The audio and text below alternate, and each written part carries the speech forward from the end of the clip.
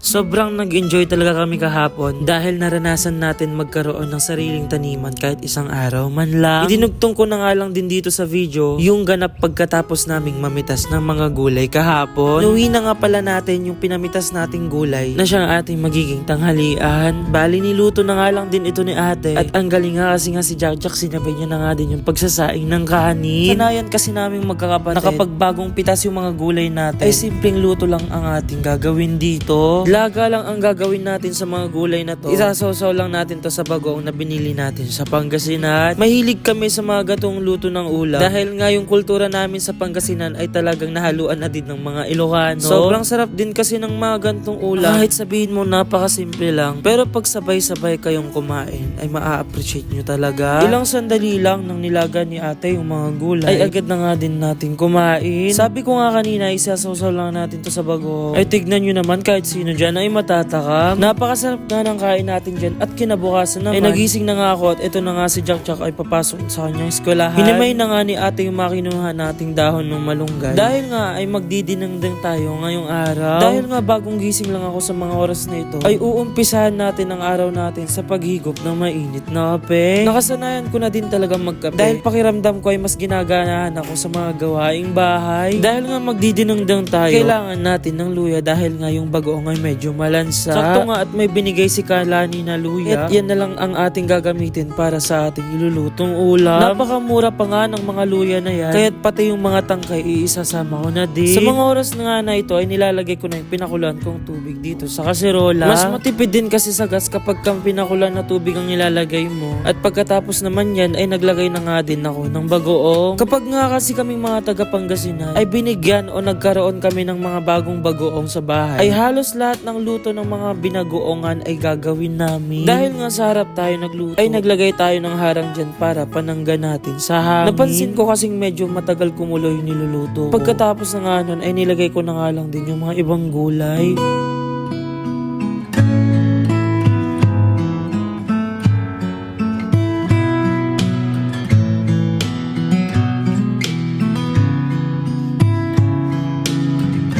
At sa wakas ay naluto na ang ating ulam. Isalin nga si ate ng konting ulam dyan sa garapon na dadali ni Kuya Jeff sa kanyang trabaho. Para kahit papano ay hindi na nga lang din siya bumili. At syempre matikman niya din ang ating luto. At pagkatapos ay isilinid na nga din ni ate yung baon sa bag ni Kuya Jeff. Mag-aalas 2 na nga din to ng hapon. Kaya't nagpaalam na nga din si Kuya Jeff para pumunta sa kanyang trabaho.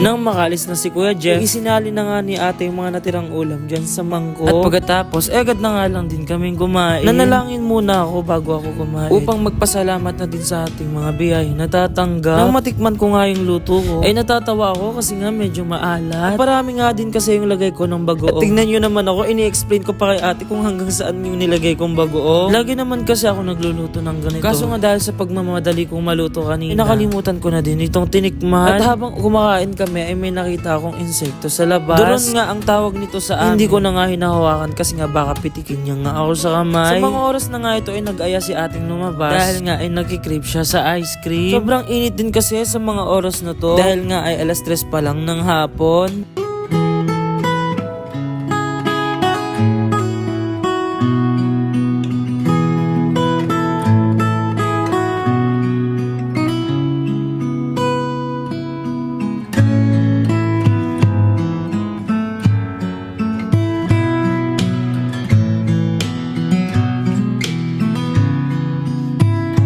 Papunta nga kami sa Alpha Mart, may nadaanan kaming nagbibenta ng mga merienda. Hindi na nga kami dumiretso doon at napagdesisyonan na ito na lang ang bibilhin namin. Meron nga silang panindang mga kalamares, meron din silang isaw at meron din silang mga fishball. May mga matatamis din silang paninda tulad ng mga turon. Yung iba nga dyan ay turon na malagkit nga daw. Shoutout nga sa batang kasi nga imbes na makipaglaro sa labas, ay mas pinili ngang tulungan ng kanyang magulang sa pagbebenta ng merienda. At dahil nga araw ng Webes ngayon, marahil hanggang dito na lang muna itong video. At nga mamaya may pagsama magsamba. Mag-aasikaso muna kami. Maraming salamat po sa inyong lahat. Kung hindi dahil sa inyong dedikasyon sa panonood sa aming video, marahil nga ay matagal na namin itong tinigil. O paano ba yun? Magme-merienda muna kami. Bukas ulit. Paalam.